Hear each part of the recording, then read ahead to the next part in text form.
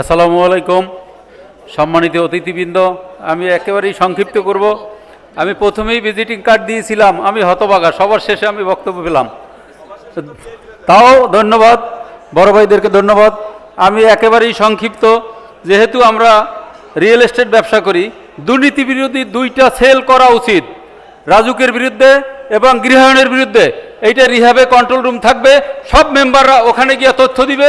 আমাদের কেন ফাইল আটকায়, টাকার বিনিময়ে ফাইল ছাড়ে, 10 লাখ 20 লাখ টাকা একটা প্ল্যান পাশে লাগে।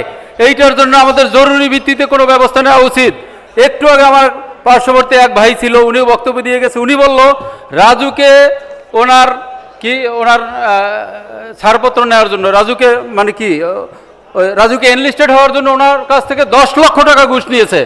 10 লক্ষ টাকা একটু আগে আমাকে বলে গেছে। আমি 5 বছর আগে রাজুক থেকে ওইটা করাইছি মাত্র 50,000 টাকায়, তাও অনেক ক্ষমতা দেখাইয়া।